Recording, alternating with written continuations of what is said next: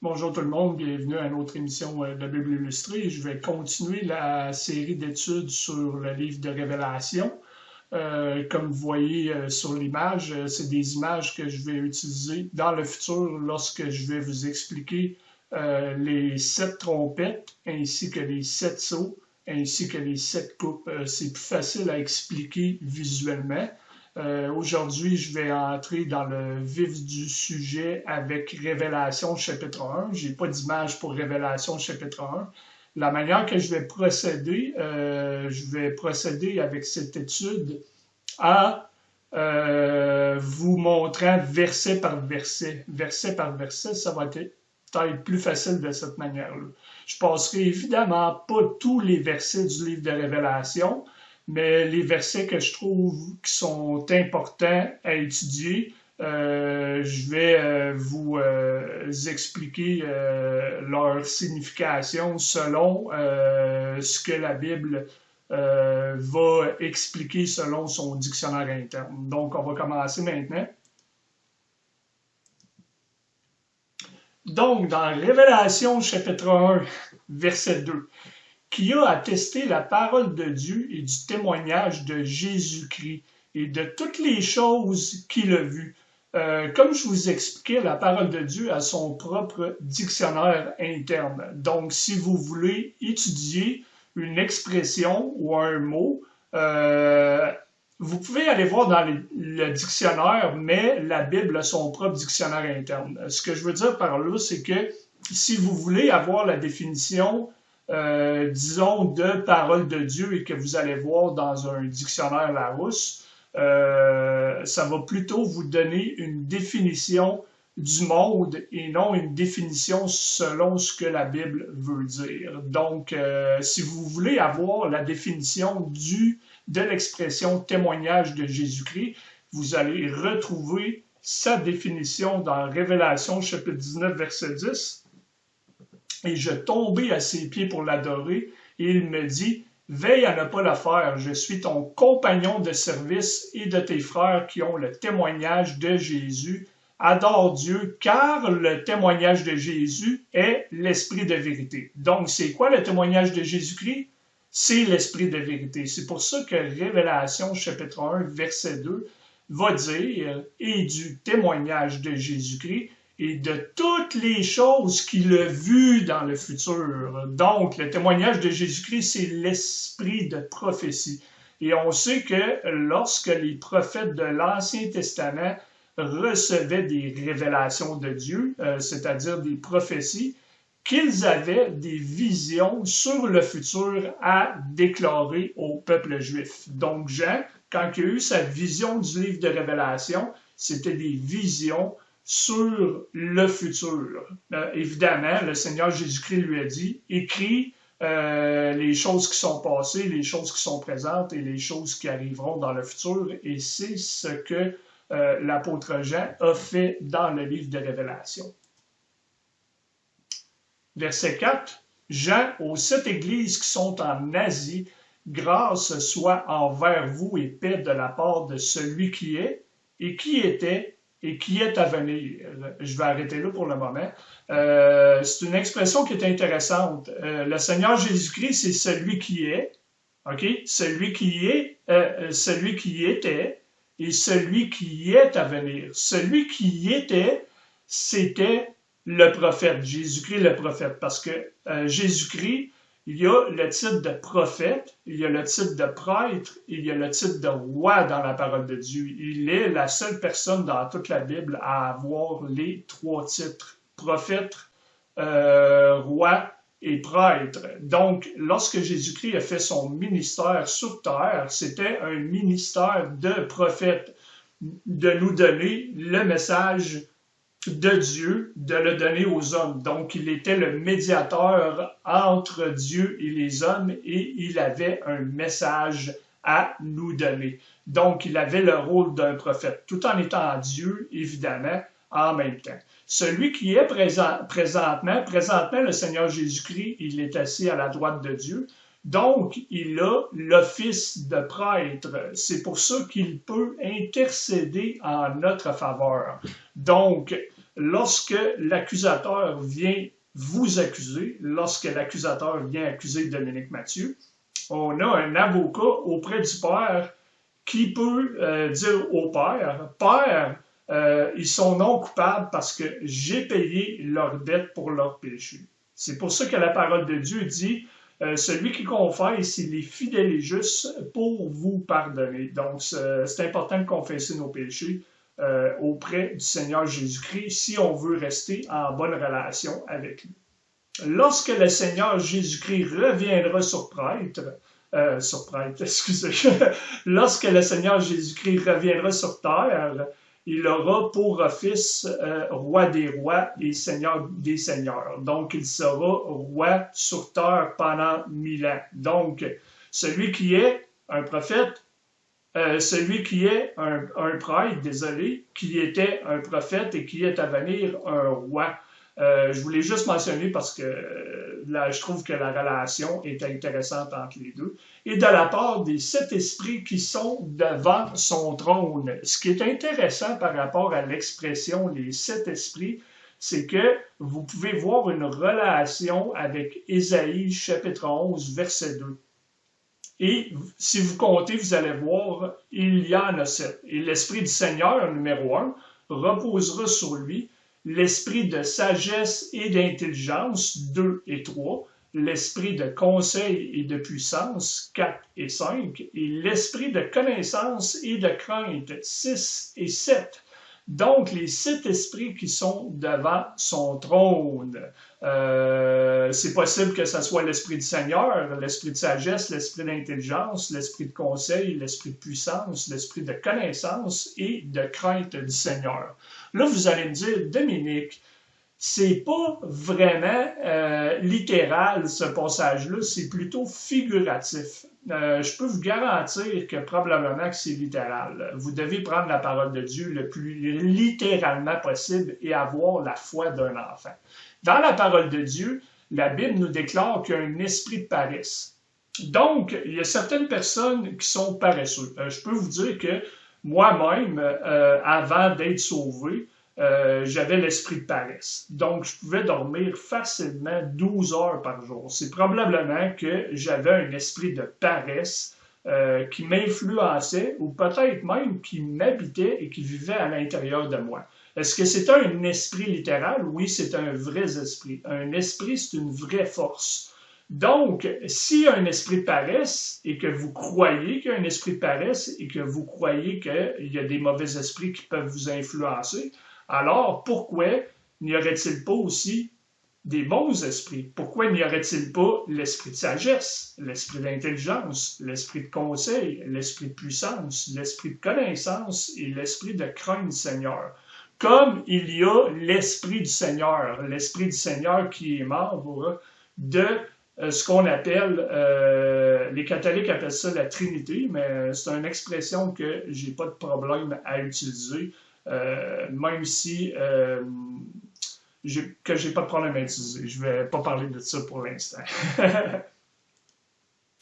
Verset 5 est de Jésus-Christ qui est le fidèle témoin et le premier engendré des morts et le prince des rois et de la terre, à celui qui nous a aimés et qui nous a nettoyés de nos péchés dans son propre sang. Ce qui est intéressant, c'est l'expression « le premier engendré des morts ». Okay? Je ne sais pas si ça vous rappelle un autre verset. Vous pouvez faire la relation avec Jean 3,16, car Dieu a tant aimé le monde qu'il a donné son Fils unique, engendré, afin que quiconque croit en lui ne périsse point, mais qu'il ait la vie éternelle. Le Seigneur, Dieu Tout-Puissant, s'est engendré lui-même un Fils par ses propres forces. Oui, c'est Marie qui était comme l'habitacle, c'est Marie qui l'a porté pendant 9 mois, mais c'est Dieu, avec ses propres forces, qui s'est engendré lui-même un Fils et qui l'a mis à l'intérieur de Marie.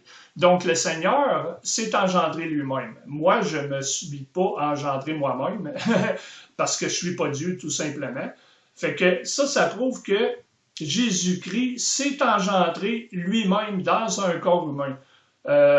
Comme le fait que Jésus-Christ, c'est le premier engendré des morts. Donc, Jésus-Christ, il a été crucifié à la croix, et lorsqu'il était mort, ben, il a ressuscité par ses propres forces, par ses propres forces. C'est pour ça que on a la possibilité, nous aussi, de pouvoir ressusciter un jour.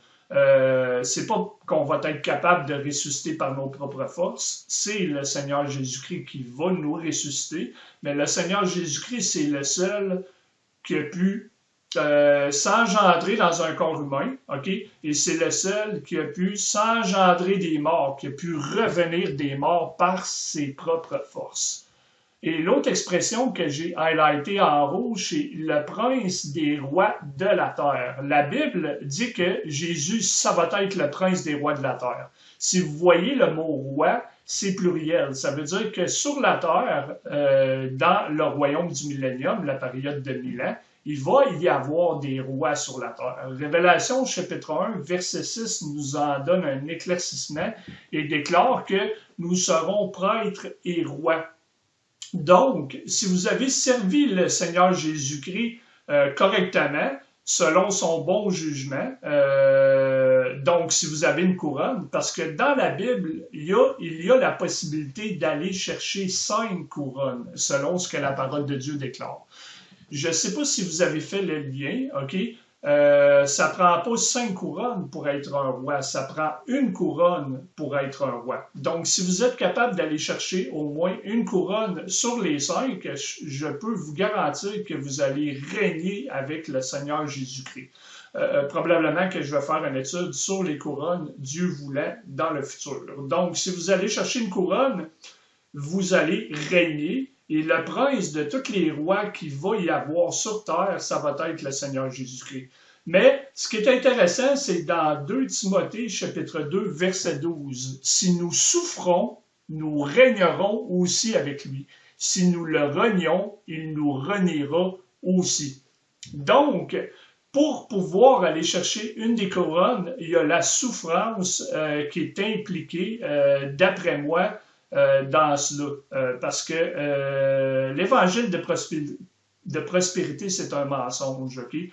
La souffrance fait partie de la vie chrétienne et vous allez souffrir si vous servez le Seigneur, si vous êtes près de lui, parce que Satan va vous en vouloir et va vouloir vous faire souffrir. Donc, vous allez souffrir et c'est cette souffrance-là qui va vous permettre de grandir spirituellement.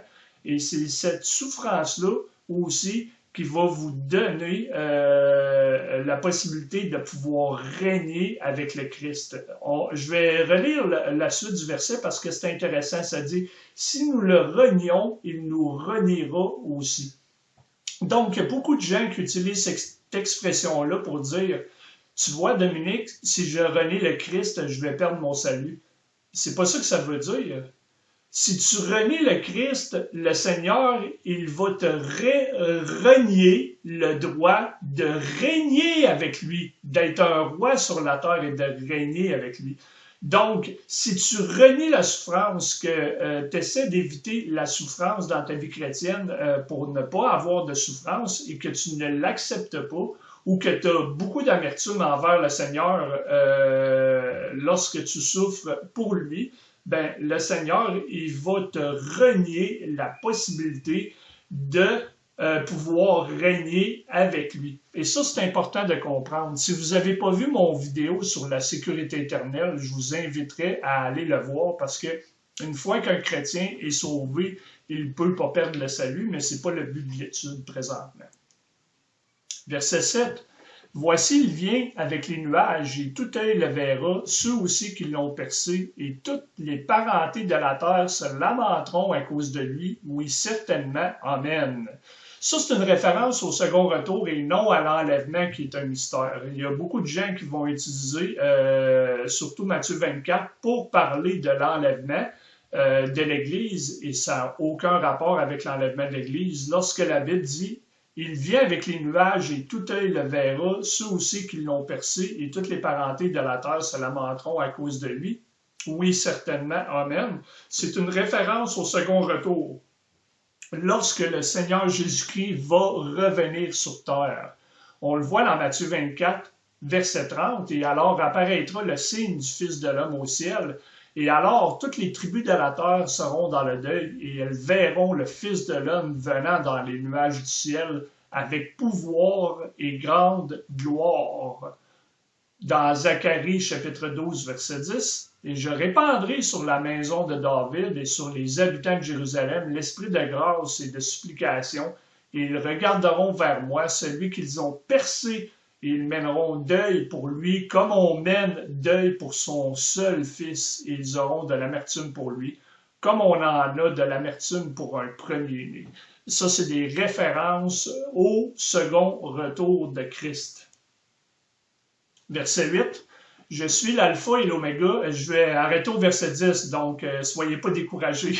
Je sais que les gens ils ont de la difficulté à regarder des vidéos d'une heure, donc j'essaie de maintenir mes vidéos à pas plus de 30 minutes. Je vais arrêter au verset 10 parce que le verset 10, je vais faire une étude probablement juste sur ce verset-là. « Je suis l'alpha et l'oméga, le commencement et la fin, dit le Seigneur, qui est et qui était et qui est à venir, le Tout-Puissant. » Donc, l'expression « qui est » et « qui était » et « qui est à venir » est encore utilisée encore une fois. L'alpha, si vous ne le saviez pas, c'est la première lettre de l'alphabet grec. L'oméga, c'est la dernière lettre de l'alphabet grec. Le commencement et la fin. Donc, il est en train d'utiliser ces expressions-là pour nous démontrer qu'il est Dieu. Et on en voit une relation avec Ésaïe, chapitre 46, verset 10, déclarant la fin depuis le commencement et depuis les temps anciens, les choses qui ne sont pas encore faites, disant « Mon conseil tiendra et je ferai tout mon bon plaisir. » Donc, où j'en étais? Ok, oui, je m'en rappelle. Désolé. Donc, il y a beaucoup de gens qui vont dire que Jésus-Christ n'est pas le Dieu de l'Ancien Testament. Donc, si vous voulez prouver que Jésus-Christ c'est le Dieu de l'Ancien Testament, l'expression le commencement et la fin, ça va vous aider à prouver ces choses-là. Parce que dans Révélation, chapitre 1, verset 8, on sait que c'est le Seigneur Jésus-Christ dont il est question. Et cette expression-là est utilisée dans Ésaïe, chapitre 46, verset 10, concernant Dieu le Père. Donc, Dieu le Père et Dieu le Fils doivent être le même Dieu, parce que tu peux seulement avoir un commencement et tu peux seulement avoir une fin. Tu ne peux pas avoir deux commencements et deux fins, donc ils doivent être la même personne, le même Dieu. Et l'expression « le Tout-Puissant », ce qui est intéressant avec cette expression-là, c'est que les témoins de Jéhovah ne croient pas que Jésus-Christ est Dieu. Et les témoins de Jéhovah vont déclarer que seul Jéhovah est le Tout-Puissant. Donc, vous leur montrerez ce verset-là dans Révélation 1, chapitre 8, montrant que Jésus-Christ aussi est le Tout-Puissant. Donc, ils doivent être le même Dieu. Verset 9. Moi, Jean, qui suis aussi votre frère et compagnon dans la tribulation et dans le royaume de la patience de Jésus-Christ, étant dans l'île qui est appelée Patmos pour la parole de Dieu et pour le témoignage de Jésus-Christ. Donc, le contexte, Jean commence à nous montrer le contexte que le livre de Révélation est un contexte durant la tribulation. Parce que Jean utilise l'expression, il dit « À vous aussi, frères et compagnons dans la tribulation », parce que Jean, il avait été mis en exil à l'île de Patmos. Okay? Et quand il écrit sa lettre, le livre de Révélation, il est en train de parler à ses compagnons qui vont être dans la tribulation. Donc, c'est important de comprendre que le livre de Révélation, c'est les tribulations que le peuple juif et toute la terre vont subir durant la colère de Dieu. Révélation, chapitre 19, verset 10, « Et je tombais à ses pieds pour l'adorer. Il me dit, veille à ne pas le faire. Je suis ton compagnon de service et de tes frères qui ont le témoignage de Jésus. Adore Dieu, car le témoignage de Jésus-Christ est l'esprit de prophétie. » Donc, c'est une autre expression pour dire que l'ange était le compagnon de service, comme le Seigneur Jésus-Christ va être le compagnon de ceux qui vont être durant le temps de la tribulation. comme le fait que lorsque vous avez des difficultés dans vos vies, le Seigneur Jésus-Christ sera votre compagnon durant le temps que vous aurez vos problèmes.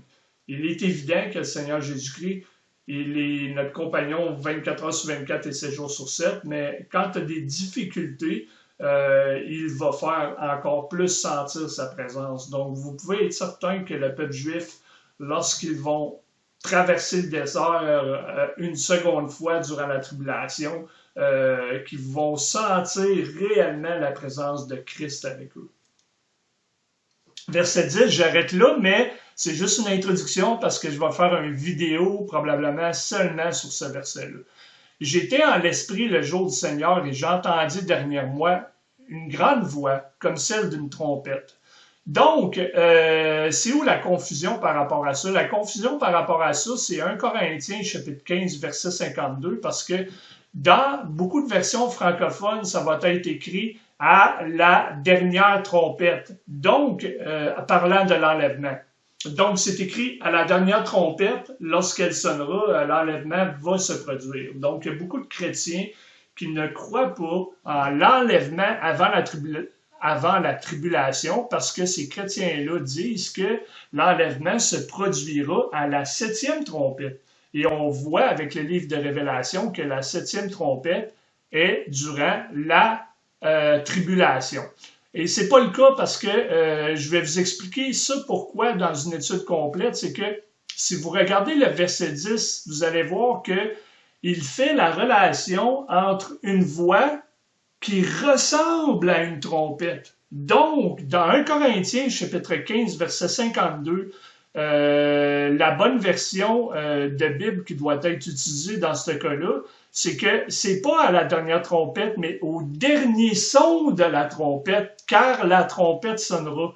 Donc, il y a une trompette qui va sonner à l'enlèvement, qui n'est pas en lien avec les 7 trompettes de Révélation. Et au dernier son de la trompette, l'enlèvement va se produire durant le dernier son de la trompette. Et ce qui est intéressant, ce qu'on va étudier dans une prochaine étude avec le verset 10, c'est que la voix de Dieu sonne comme une trompette. Et je vais vous montrer ça dans la parole de Dieu, les versets qui sont en lien avec le fait que la voix de Dieu sonne comme une trompette.